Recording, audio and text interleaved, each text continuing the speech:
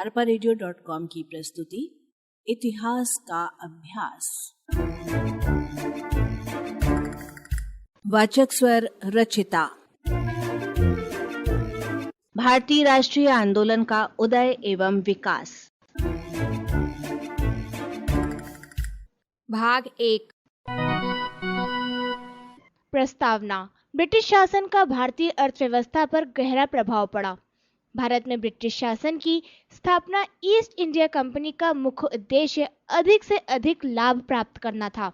राजनीतिक सत्ता प्राप्त करते ही कंपनी ने अपने लाभ के लिए भारत की प्राचीन अर्थव्यवस्था को उखाड़ फेंका। अंग्रेजों ने यहाँ की प्राचीन अर्थव्यवस्था को पूरी तरह से चौपट कर दिया। भारतीय अर्थव्यवस्था ग्रामीण अर्थव्यवस्था पर आधारित थी। अंग्रेजों द्वारा भारतीय ग्रामीण अर्थव्यवस्था के विनाश के फलस्वरूप लाखों किसान तथा दस्तकार बर्बाद हो गए। अपने हितों एवं स्वार्थों की पूर्ति हेतु अंग्रेजों ने एक नए वर्ग की स्थापना की। ये नए वर्ग जमींदार के नाम से जाने जाते थे तथा किसानों को ये बहुत ज्यादा शोषण करते थे। उन पर तरह तरह के अत्याचार किया करते थे। कृषि तथा किसानों के सुधार के लिए कोई ध्यान नहीं दिया जाता था। इनकी पूरी तरह उपेक्षा की जाती थी। वास्तव में अंग्रेजों का मुख्य लक्ष्य भारत से कच्चा माल प्राप्त करना था तथा तैयार माल को यहाँ के बाजारों में बेचना था। इससे स्थानीय व्यापार नष्ट हो गया। देश में भुखमरी, बेरोजगारी, गरीबी का बोलबाला हो गया। सर्वत्र भूखमारी फैल गई। इस प्रकार अंग्रेजों ने भारतीय अर्थव्यवस्था को ब्रिटिश व्यापार तथा उद्योग के हितों के अधीन करके औपनिवेशिक अर्थव्यवस्था में बदल दिया। सन 1857 ईस्वी के बाद भारत में कंपनी के शासन की समाप्ति हो गई और 1858 ईस्वी में ब्रिटिश क्राउन द्वारा भारत का राजनीतिक प्रशासन अपने हाथ में ले लिया, पर आर्थिक नीति में कोई परिवर्तन नहीं आया। क्राउन काल में ब्रिटिश शासन का मूलभूत उद्देश्य भारत के आर्थिक हितों का शोषण करना ही था। संक्षेप में, ब्रिटिश काल में ब्रिटिश शासन का भारत पर जो आर्थिक प्रभाव पड़ा उसका विवरण निम्नलिखित है।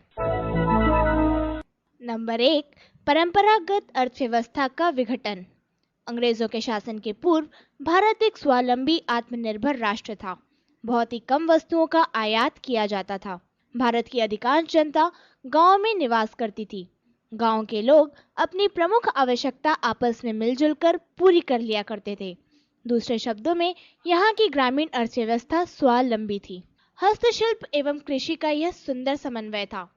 अंग्रेजों के पहले के विदेशी विजेताओं तुर्की तथा मुगलों आदि ने भारत की ग्रामीण अर्थव्यवस्था में कोई बुनियादी परिवर्तन नहीं किए थे। वे यहाँ स्थायी रूप से बस गए थे, भारतीय जीवन का अभिन्न अंग बन गए थे। परंतु अंग्रेज सदा ही यहाँ विदेशी बने रहे।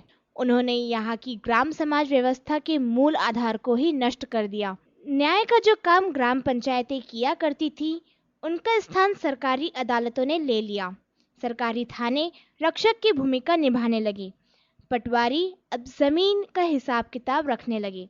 ग्राम समाज व्यवस्था के मूल आधार चारागाहों तथा वनों की भूमि का निःशुल्क प्रयोग जंगल कानून पास कर अवैध घोषित कर दिया गया। परिणाम स्वरूप अब ग्रामीण समुदाय समाज के स्थान पर एक केंद्रीय भूत राज्य की प्रशासनिक इकाई के रूप में सामने आ गया। इस प्रकार ग्राम्य समाज व्यवस्था को स्वरूप अबाध रूप से थपेड़ों को सहता चला आ रहा था, परंतु अपने अस्तित्व को कायम किए हुए था, जो अब टूट गया था। अतः भारतीय अर्थव्यवस्था का ढांचा चरमरा गया। अंग्रेजों ने कृषि तथा घरेलू उद्योगों की एकता को तोड़ दिया। अंग्रेजों ने किसानों से मनमानी कीमतों पर कच्चा माल खरीदा, जिससे दस्तकारों के लिए कच्चा माल खरीदना कठिन हो गया। अतः दस्तकार अपने काम के प्रति उदासीन हो गए और वे खेतीहर मजदूर या छोटे किसान बन गए, जिससे कृषि पर बोझ बढ़ गया। यह ठीक है कि आत्मनिर्भर ग्राम समाज व्यवस्था के टूटने से ग्राम्य जनजीवन बाह्य समाज के संपर्क में आया, परंतु यह कार्य तभी प्रशंसनीय माना जाता जबकि इसके मूल आधारों को तत्कालीन परिस्थितियों के अनुरूप कतिपय परिवर्तनों के साथ विकसित किया जाता, लेकिन ये हुआ नहीं। ब्रिटिश उपनिवेशवादियों ने भारतीय अर्थव्यवस्था के मूल आधारों का ब्रिटेन के हितों की दृष्टि से दोहन किया। अतः ग्राम समाज व्यवस्था के विघटन का सीधा प्रभाव प्राचीन काल से चले आ रहे लघु उद्योगों पर पड़ा। कारीगरों तथा शिल्पकारों का विनाश। यूरोप में हुई औद्योगिक क्रांति से इंग्लैंड को मशीनीकरण के कारण कच्चे माल एवं तैयार माल के लिए मंडियों की नितांत आवश्यकता थी। अतः 1769 ईस्वी में भारत में स्थित ब्रिटिश एजेंटों को कंपनी के डायरेक्टरों ने आदेश दिया कि वे भारत में ऐसी नीतियों को अपनाएं जिससे भारत से निर्यात किए जाने वाले बुने बुनाए सिल्क के स्थान पर कच्चे रेशम का निर्यात हो। 1783 ईस्वी तक कंपनी ने भारत को कच्चे माल का निर्यातक देश बनाने की योजनाओं पर विचार करना प्रारंभ कर दिया। इसके अतिरिक्त अंग्रेजों ने भारतीय कारीगरों तथा दस्तकारों के साथ बड़े अत्याचार किए। ईस्ट इंडिया कंपनी के अधिकारी बंगाल के दस्तकारों को अपनी वस्तुएं कंपनी को बाजार मूल्य से कम कीमत पर बेचने को विवश करते थे। इसके अतिरिक्त भारतीय दस्तकारों को कंपनी के लिए कम मूल्य पर मजदूरी करने को भी विवश किया जाता था। इनकार करने पर उन्हें कोड़ों से पीटा जाता था, जिससे तंग आकर उन्होंने अपने परंपरागत धंधे छोड़ दिए और वे खेतीहार मजदूर, छोटे किसान या कारखानों के मजदूर बन गए। भारतीय दस्तकारी के पतन का एक अन्य महत्वपूर्ण कारण राज्याश्रय का समाप्त होना भी था। सैनिक हथियारों तथा विलासिता की वस्तुओं के मुख्य ग्राहक देशी राजा तथा दरबारी लोग थे। देशी राज्यों का अंत होने पर ये उद्योग भी नष्ट हो गए, क्योंकि कंपनी और उनके अधिकारी अपना सारा सामान एवं आवश्यक वस्तुएं इंग्लैंड से खरीदते थे। इसके अतिरिक्त कच्चा माल न मिलने से कपड़ा उद्योग तथा चमड़ा साफ करने और रंग आदि के विभिन्न उद्योग भी नष्ट हो गए, जिसके फलस्वरूप इन उद्योगों से संबंध रखने वाले कारीगर बर्बाद हो गए। इससे ढाका, मुर्शिदाबाद, सूरत तथा अन्य महत्वपूर्ण औद्योगिक नगर जन शून्य हो गए। 19वीं सदी के अंत तक नगर की जनसंख्या मुश्किल से कुल जनसंख्या का 10% ही रह गई। भारतीय बुनकरों की दयनीय स्थिति का वर्णन governor general Lord William Bentinck ने इस प्रकार किया है: इस दरिद्रता के समान दरिद्रता वाणिज्य इतिहास में शायद ही कहीं रही है। अपनी लूटमार की नीति के कारण ब्रिटिश सरकार ने गांवों के जीवन के आर्थिक संतुलन को ही बिगाड़ दिया। अब गांव स्वावलंबी न रहे। यहाँ के उद्योग धंधों को चौपट करने के लिए अंग्रेजों ने भारतीय वस्तुओं पर काफी निर्यात बढ़ा दिया, ताकि ये भारतीय माल विदेशों में बहुत महंगे बिके। इसके अतिरिक्त अंग्रेजों ने विदेशी माल पर कोई आयात कर नहीं लगाया, इसलिए ये माल भारत में बहुत सस्ते में बिकते थे। इसलिए भारतीय माल की मांग के ग्राहक कम होते थे। इंग्लैंड में भारतीय माल की मांग को समाप्त करने के लिए वहां के लोगों पर भारी जुर्माना लगाया गया। उदाहरण स्वरूप, एक ब्रिटिश महिला से 200 रुपये जुर्माना इसलिए लिया गया क्योंकि उसके पास एक भारतीय रुमाल पकड़ा गया था। कृषि पर प्रभाव। ब्रिटिश नीतियों का भारतीय कृषि एवं किसानों पर बहुत बुरा प्रभाव पड़ा। किसानों पर भू राजस्व का बोझ बहुत बढ़ गया। कॉर्नवालिस का यह कथन इसकी सारी कहानी कह देता है। 1/3 बंगाल एक जंगल में बदल गया, जिसमें केवल वंचर ही रहते थे। भारतीय शिल्प को नष्ट कर दिए जाने से श्रमिकों की संख्या में जो कमी आई, अब वह कृषि की ओर से उन्मुख हो गई। ढाका, मुर्शिदाबाद तथा सूरत में निवास करने वाले लाखों की संख्या में उत्पादक वर्ग का कृषि की ओर उन्मुख होना स्वाभाविक ही था। आर.सी. दत्त ने जनगणना के परीक्षण के पश्चात जो आंकड़े उपलब्ध कराए हैं, उससे भी इस तथ्य की पुष्टि हो जाती है। वर्ष 1891 में कृषि पर आधारित जनसंख्या का प्रतिशत दर 61.1% था। 1901 में 66.5%, 1911 में 72.2% एवं 1921 में 73% था, परंतु इससे कृषि का आधुनिकीकरण न हो सका। अंग्रेजों ने अपने हितों एवं स्वार्थों की पूर्ति के लिए भारतीय कृषि का वाणिज्यीकरण कर दिया। इन लोगों ने चाय, कॉफी, तंबाकू, कपास, तिलहन, गन्ना, फल, सब्जी, मसाला, रबड़, पटसन एवं नील की खेती पर विशेष बल दिया, न कि जीवन यापन के लिए अनाज उत्पादन पर। अंतर्राष्ट्रीय मंडियों की आवश्यकता के अनुरूप कृषक को उत्पादन के लिए बाध्य किया गया। अत्यधिक भूमि कर होने के कारण किसान को अपनी फसल सस्ते भाव में जमींदार या साहूकार को बेच देनी पड़ती थी। अब तक कृषक कृषि की हानि की पूर्ति हस्तशिल्पों से कर लेता था, परंतु गृह उद्योगों के विनाश ने कृषक वर्गों को अब कहीं का न छोड़ा। अतः अब कृषि के क्षेत्र में गंभीर समस्या उत्पन्न हो गई। कृषि पर आधारित जनसंख्या बढ़ने से उपज में तो वृद्धि नहीं हुई, उल्टे ही निर्धनता में वृद्धि हो गई। कृषि पर अधिक दबाव ने आर्थिक विपन्नता एवं विकृति को जन्म दिया। महालवाड़ी एवं रैयतवाड़ी व्यवस्था ने सरकार एवं किसानों के मध्य बिचौलियों को प्रकट कर दिया, जिन्होंने कृषकों का शोषण किया। बंगाल में स्थायी बंदोबस्त लागू किया गया था, जिसके अनुसार जमींदारों को सरकार को एक निश्चित धनराशि राजस्व के रूप में देनी पड़ती थी, लेकिन वे किसानों से मनमाना व्यवहार करते थे, उनसे बेगार लेने और उन पर अनेक अत्याचार करते थे, लेकिन किसानों से उनकी आधी उपज कर के रूप में छीन लेती थी।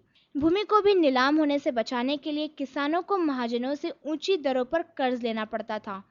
इस प्रकार ब्रिटिश शासन ने जमींदार, सरकार तथा महाजनों ने किसानों का बहुत शोषण किया। कृषि की गतिहीनता। भारतीय कृषि की गतिहीनता के कारण थे। पहला, भारत में कृषि का व्यवसायीकरण कर दिया गया। कृषि या परंपरागत फसलों का उत्पादन न कर चाय, कॉफी, तंबाकू, कपास, नील आदि का उत्पादन करने लगे। इस व्यवस्था के अंतर्गत कृषक निर्यात करने वाली वस्तुओं की खेती अधिक करने लगा एवं अनाज के उत्पादन पर कम ध्यान दिया जाने लगा। दूसरा, 1861 ईस्वी में अमेरिका में गृह युद्ध हो जाने के कारण अमेरिका कपास का निर्यात न कर सका, अतः भारतीय किसानों ने कपास की खेती करके निर्यात करना प्रारंभ कर दिया। 1869 ईस्वी में स्वेज नहर खुल जाने के कारण भारत एवं इंग्लैंड के बीच दूरी 4000 मील कम हो गई। फलस्वरूप खाद्यान्न के निर्यात में वृद्धि हुई। चौथा, इंग्लैंड में औद्योगिक क्रांति के फलस्वरूप अनेक छोटे बड़े कारखानों का निर्माण हुआ। इन कारखानों के लिए कच्चे माल की आवश्यकता थी, जिसकी पूर्ति के लिए भारतीय कृषकों पर दबाव डाला गया। इस तरह भारतीय कृषक अंग्रेजों के लिए कच्चे माल की पूर्ति के साधन बन गए। पांचवा, भूमि से अधिक लगान प्राप्त करने के लिए अंग्रेज सरकार ने स्थायी बंदोबस्त, इजारेदारी, महालवाड़ी आदि व्यवस्था को अपनाया। इनसे जमींदारी व्यवस्था को बढ़ावा मिला। जमींदारी व्यवस्था में किसान को बड़ा शोषण होता था। सरकार तथा जमींदार दोनों ही कृषि से पनप रहे थे, लेकिन कृषि सुधार में उनकी बिल्कुल ही रुचि नहीं थी। छठवां, कुटीर उद्योगों के विनाश के कारण बेकार दस्तकार भी खेती में लग गए और कृषि में जनसंख्या का दबाव बढ़ता गया। इससे कृषि योग्य भूमि छोटे छोटे टुकड़ों में बढ़ती गई और उत्पादन घटता गया। 1901 ईस्वी से 1939 ईस्वी के बीच 14% उत्पादन घट गया। सातवां, कृषि उत्पादन की कमी, बिचौलियों की बढ़ती हुई जनसंख्या तथा भू राजस्व की ऊंची दरों के कारण अंग्रेजी शासन काल में किसान अत्यंत गरीब हो गए। उनके पास अच्छे बीज, अच्छे औजार, पशु तथा धन का अभाव था। विभिन्न साधनों के अभाव से भी किसानों में गतिहीनता आई।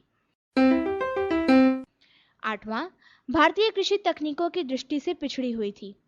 भारत में खेती के लिए मशीनों का प्रयोग नहीं होता था, बल्कि साधारण उपकरण भी सदियों पुराने थे।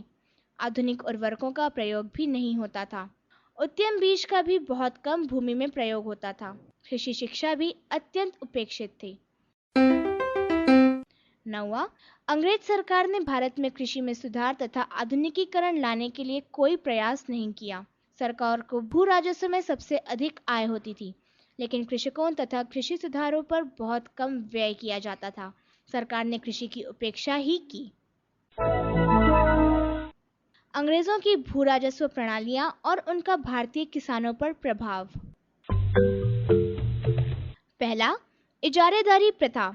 1765 ईस्वी में इलाहाबाद की संधि के द्वारा मुगल सम्राट शाह आलम ने ब्रिटिश ईस्ट इंडिया कंपनी को बंगाल, बिहार और उड़ीसा से लगान वसूल करने का अधिकार अर्थात दीवानी प्रदान की थी। लॉर्ड वॉरेन हेस्टिंग्स ने कंपनी की आय को बढ़ाने के लिए इजारेदारी अर्थात सबसे ऊंची बोली लगाने वाले को राजस्व वसूली के अधिकार को नीलाम करने की प्रणाली को लागू किया।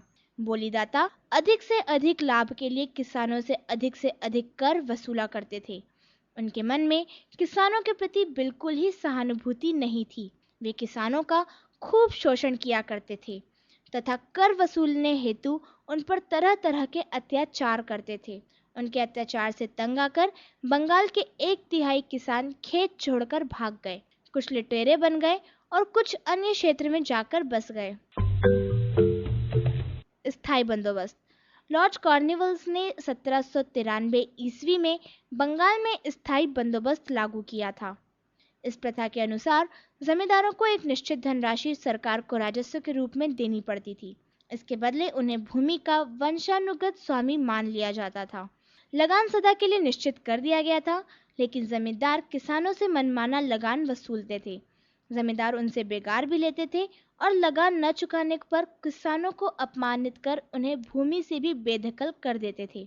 इस प्रकार स्थायी बंदोबस्त से किसानों की दशा में कोई सुधार नहीं हुआ, वरन इन पर अत्याचार एवं शोषण में भी बहुत ज्यादा वृद्धि हुई। नंबर 3, रैयतवाड़ी व्यवस्था। भारत के दक्षिण तथा पश्चिम अर्थात मद्रास तथा मुंबई के क्षेत्रों में रैयतवाड़ी व्यवस्था स्थापित की गई। इस व्यवस्था में मध्यस्थ जमींदार नहीं होते थे। किसानों का सरकार के साथ सीधा समझौता होता था। इस व्यवस्था के अंतर्गत किसान को भूमि का स्वामी मान लिया गया था। लगभग 30 वर्षों तक के लिए भूमि कर निश्चित कर दिया जाता था, लेकिन इस व्यवस्था में भी किसानों की दशा नहीं सुधरी, क्योंकि इस व्यवस्था में जमींदार का स्थान सरकार ने ले लिया था। भू राजस्व उत्पादन का लगभग आधा होता था, जिसे सरकार 30 वर्षों के बाद बढ़ा भी सकती थी। फसल अच्छी न होने पर भी किसान को निर्धारित समय में भू राजस्व चुकाना पड़ता था। लगान की वसूली सरकार बड़ी कठोरता से करती थी। इस प्रकार भारत को ब्रिटिश सरकार की समस्त राजस्व प्रणालियां किसानों के लिए विनाशकारी एवं अहितकर थीं। किसानों से भू राजस्व बहुत अधिक लिया जाता था। बिशप हेबर के अनुसार देशी राज्यों की अपेक्षा कंपनी के क्षेत्र में भू राजस्व अधिक था। सरकार भू राजस्व में लगातार वृद्धि करती रही, किंतु उसने कृषि के सुधार में बहुत कम पैसे खर्च किए।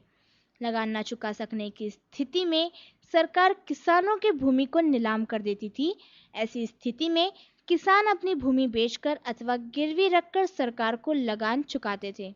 किसानों को धन की आवश्यकता भी हमेशा बनी रहती थी। अपनी आवश्यकताओं को पूरा करने हेतु किसान महाजनों से खेत गिरवी रखकर ऊंचे ब्याज दर पर धन उधार लिया करते थे, किंतु बाद में ये महाजनों को पैसा लौटा नहीं पाते थे।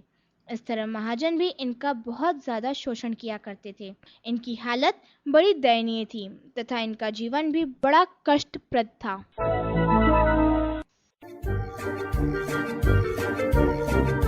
arparadio.com की प्रस्तुति इतिहास का अभ्यास।